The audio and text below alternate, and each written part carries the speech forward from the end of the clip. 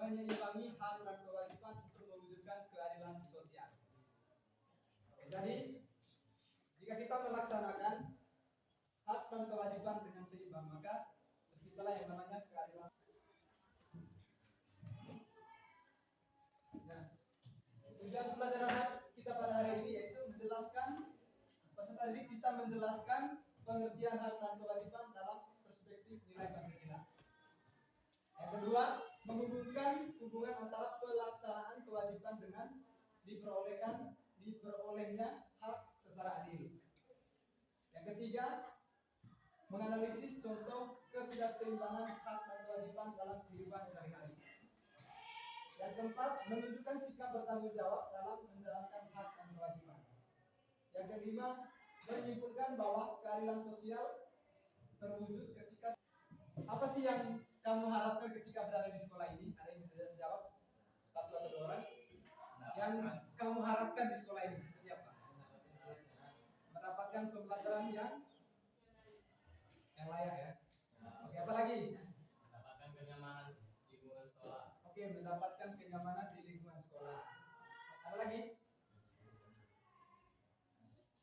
Oke. Menjadi apa? Yang sulit terwujud. Sebaliknya, jika kewajiban dilakukan tanpa menuntut hak, maka muncullah ketimpangan. Jadi, jika seseorang hanya menuntut haknya tanpa menjalankan kewajibannya, itu sama saja bohong maupun merusak tatanan sosial. Jadi sebagai warga negara, jika kita menuntut hak kita, maka ada kewajiban yang harus kita pertanggungjawabkan. Seperti menjaga fasilitas umum tadi. Kita menuntut hak kita supaya kita mendapatkan kenyamanan, misalnya kenyamanan atau fasilitas-fasilitas umum. Tapi kita juga berhak menyeimbangkan hak dan kewajiban. Menyeimbangkan hak dan kewajiban berarti yang pertama tidak hanya menuntut hak, tapi juga melaksanakan kewajiban dengan tanggung jawab.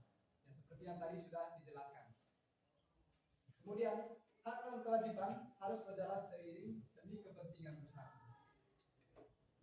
Jadi ketika kita menuntut hak, yaitu untuk kepentingan bersama. Misalnya di sekolah ini, di kelas ini apa kurang yaitu. Jadi satukan dulu suara kita di sini. Misalnya seperti di sini ada proyektornya rusak mungkin, mejanya kurang bagus. Nah, maka di sini satukan dulu suaranya untuk menyampaikan hak kita ke pihak sekolah misalnya. Ini proyektor kami rusak, kami tidak pembelajaran kami terganggu gitu, tidak bisa dalam proses belajar itu kurang nyaman kalau tidak menggunakan proyektor. Satukan dulu suaranya di sini, baru menyampaikan suara. Itu yang namanya menuntut hak untuk kepentingan bersama. Seperti contohnya gini, siswa berhak mendapatkan pendidikan, namun wajib belajar dengan tekun dan menaati tata tertib sekolah. Saya harap menaati tata tertib sekolah ini semuanya sudah terlaksanakan ya. Oke, terima kasih.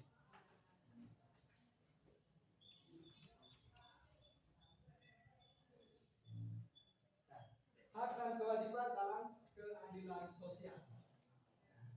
Keadilan sosial terwujud apabila semua warga negara mendapatkan perlakuan yang adil. Ada yang bisa memberi contoh terkait dengan semua warga negara mendapatkan perlakuan yang adil? Katakan dia bisa.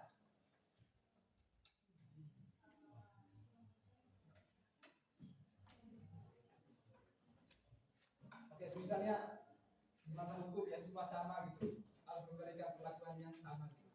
Maupun dari latar belakang yang berbeda, maupun dari ekonomi yang rendah maupun tinggi, tetap sama di mata hukum, tidak ada perbedaan. Nah, kemudian tidak ada pihak yang terlalu dirugikan ataupun terlalu diuntungkan. Jadi menuntut hak, jangan sampai kita menuntut hak kita sendiri, tapi hak itu bisa merugikan orang lain atau menguntungkan orang lain atau menguntungkan diri sendiri. Jadi menuntut hak itu ya harus sesuai dengan kondisinya masing-masing maupun suasana sosial gitu. Nah, kemudian setiap individu memiliki kesempatan berkembang yang sama. Seperti pemerintah sudah memberikan kita lingkungan pendidikan gitu. Nah, semua teman-teman bisa mengikuti persekolahan itu demi berkembang gitu, lebih untuk mengembangkan karir kita masing-masing. Itu yang namanya setiap individu memiliki kesempatan berkembang yang sama sesuai bakat dan minatnya masing-masing. Contohnya nanti ketika SMA, oh, saya minatnya apa ya? Oke, saya minatnya jurusan tata boga, ya udah ambil jurusan tata boga. Begitu yang lainnya, yang teknik silakan yang teknik. Seperti itu. Nah kemudian, contoh penerapan dalam kehidupan sehari-hari. Nah, yang dari awal itu penerapan dalam kehidupan sehari-hari. Yang pertama di keluarga. Ada yang bisa jelaskan terkait penerapan hak dan kewajiban di lingkungan keluarga? Saya rasa ini sudah semua ya, sudah mendapatkan hak kasih sayang dari orang tua, mendapatkan kenyamanan dari orang tua, sudah semua ya. Tapi kalian melakukan kewajiban nggak? Kewajibannya apa itu? Apalagi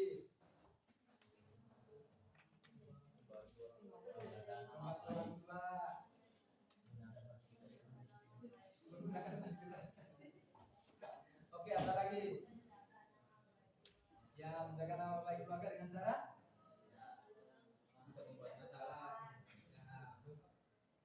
melakukan perilaku-perilaku yang sopan, baik dan lain-lain. Jangan bikin masalah di luar sana gitu. Seperti itu. Nah, kemudian kalau di sekolahnya, tadi sempat kita bahas. Kalau di sekolahnya apa? Penerapan dalam kehidupan sehari-hari, kewajiban dalam kehidupan sehari-hari. Di sekolahnya haknya mendapatkan pendidikan dan bimbingan dari guru. Kewajibannya taat aturan dan belajar dengan sungguh-sungguh. Jadi kalau kita taat aturan dengan sungguh-sungguh, berarti itu kita sedang menjalankan kewajiban kita dalam menggunakan pendidikan itu. Jangan sampai salah gitu. Jangan sampai kita sudah diberikan fasilitas untuk mengikuti persekolahan atau kelas, tetapi kita tidak belajar dengan sungguh-sungguh. Itu sama aja tidak sesuai dengan apa yang telah ditentukan. Jadi betul-betul kita melaksanakan belajar mengajar dengan sungguh-sungguh. Itu demi kepentingan pribadi juga. Itu bermanfaat untuk diri sendiri. Tidak ada bermanfaat untuk orang lain. Hari ini kamu belajar sampai SMA ini tidak ada bermanfaat orang lain, tapi untuk diri sendiri. Karena fokus ke pengembangan diri. Seperti itu. Nah kemudian hak dan kewajiban dalam Pancasila dan Undang-Undang Dasar. Nah, jadi di dalam sila kelima, sila kedua yaitu kemanusiaan yang adil dan beradab. Kemudian sila ketiga, Pancasila menjunjung tinggi nilai keadilan sosial bagi seluruh rakyat Indonesia. Nah, kalau di Undang-Undang Dasarnya mengatur hak dan kewajiban warga negara. Contohnya hak memperoleh pendidikan di pasal 39 ayat 1. Kemudian kewajiban ikut serta dalam pertahanan negara di pasal 30 ayat 1. Nah, jadi di dalam Pancasila pun sudah ditentukan bahwa jika keadilan itu terwujud, maka hak dan kewajiban itu harus berjalan beriringan atau seimbang. Jadi di Pancasila pun sudah jelas bahwa keadilan sosial itu harus bisa terwujud di masyarakat. Nah, kemudian di Undang-Undang Dasar pun telah diatur mengenai hak dan kewajiban itu. Jadi kita tidak semata-mata untuk melakukan hak dan kewajiban itu, tapi ada aturannya juga.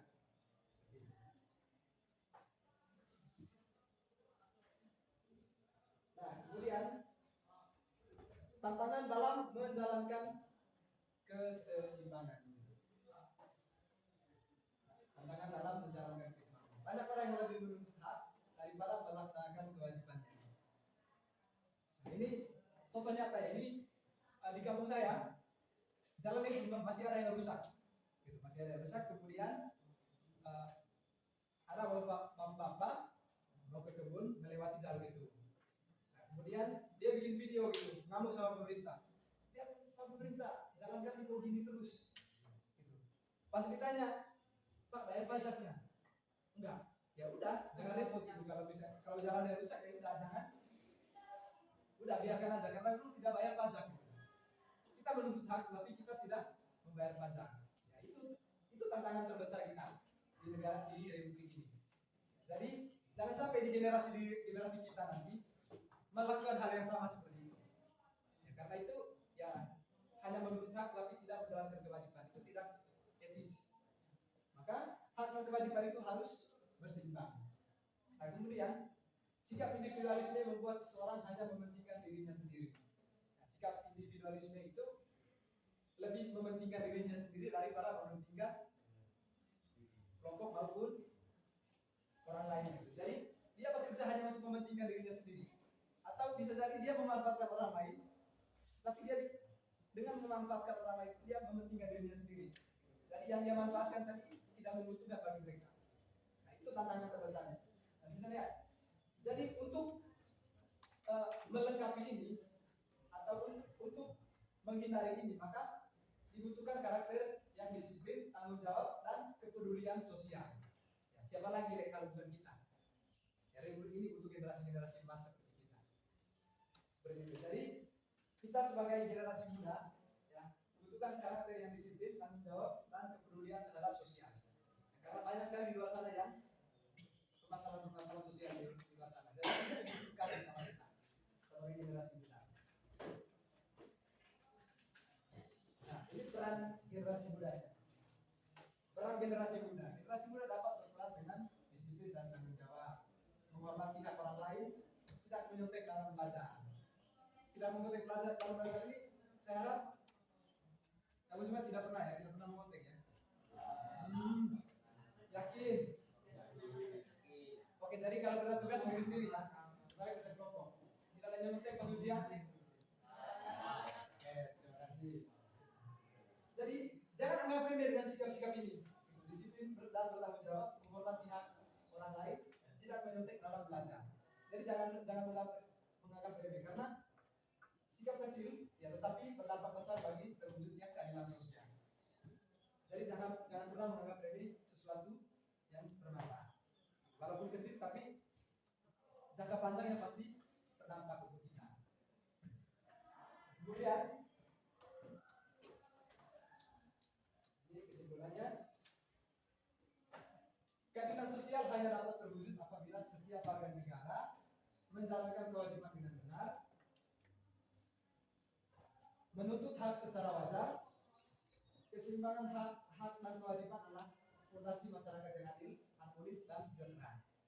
Jadi jika hak dan kewajiban itu berjalan dengan seimbang, maka terciptalah yang namanya masyarakat adil, harmoni, dan sejahtera. Hal sekecil itu bisa berdampak bagi masyarakat. Begitu. Nah, kemudian sampai sini. Nah, ada pertanyaan? Ya. Ini mas satu lagi. Ayo, Krishna. Nggak bertanya ya? Pak, tadi mau tanya Pak. Oke, ayo bertanya. Ayo. Saya sukanya diskusi. Ya. Ayo bertanya ya. Apapun yang kalian lihat di masyarakat atau di lingkungan kalian, kita dapat kaji bersama. Silakan. Jika kita menuntut hak, tapi sudah bayar pajak, tapi tidak di Oke, paham. itu Benar sekali. nah di pembenaran itu gimana Pak? Nah, itu juga salah satu permasalahannya. Jadi gini, saya melihat di Indonesia ini itu lebih banyak yang tidak membayar pajak dibandingkan dengan yang membayar pajak. Nah, jadi kalau semisalnya yang membayar pajak itu hanya sebagian besar, hanya sebagiannya, sebagian masyarakat Indonesia, otomatis. Oke, ini ada LKPD ya. Ini anak bisa kerja. Nah, ini bersamanya tadi materinya soal-soalnya kita lanjut dengan apa yang telah dibahas tadi. Jadi dibahas satu saja, yang mau diskusi bahan semuanya juga boleh. Ini habis mas, berapa jumlahnya?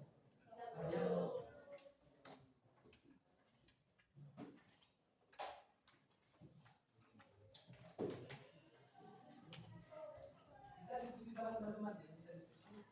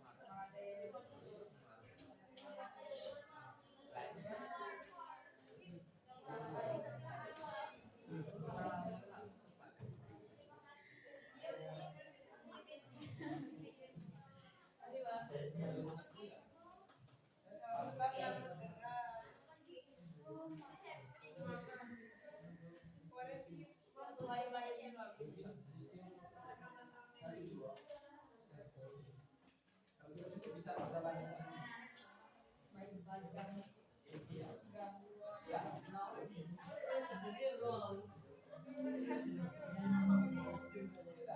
Syaratnya jam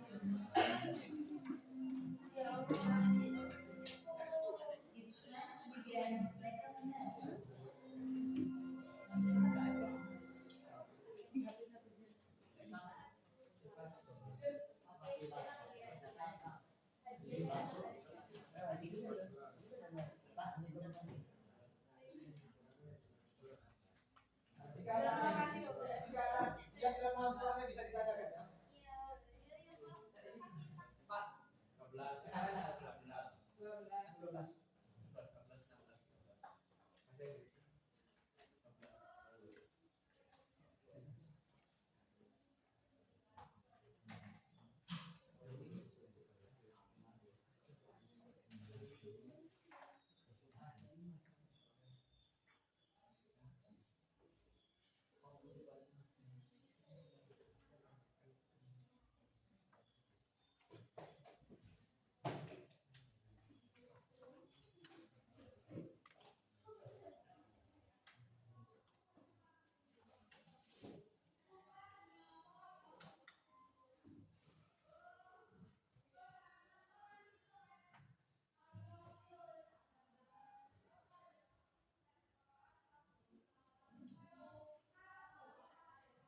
Sudah.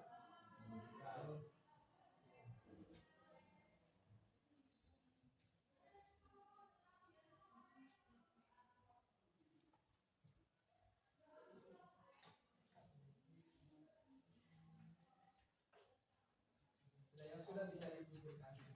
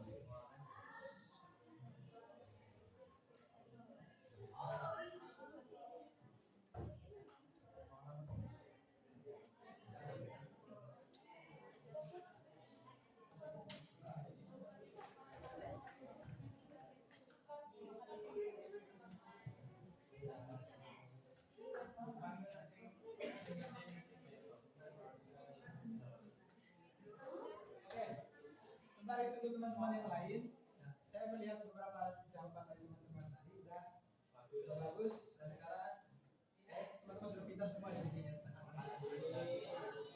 Dari jawaban ini kan ada analisis kasus juga, ada analisis masalah.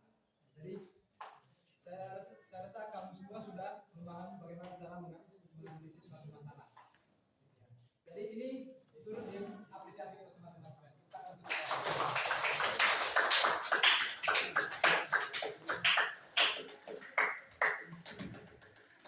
Sebelum kita akhiri pembelajaran pada hari ini, saya mau tanya dulu kepada anak-anak semuanya. Apakah pembelajaran hari ini merasa seru atau merasa serius? Semangat ya?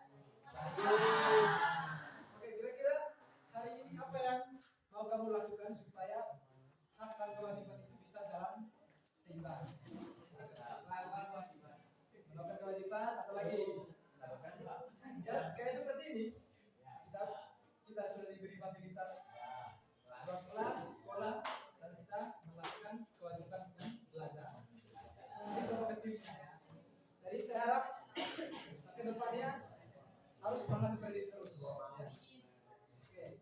Nah, karena waktu kita juga sudah habis, jadi untuk pembelajaran hari ini Bapak akhiri. Untuk itu yang tugas doa penutup siapa? Ketua kelas lagi ya? Untuk menjadi pembelajaran PPKN pada pagi hari ini, ayo kita buka dalam hati bersama-sama mulai.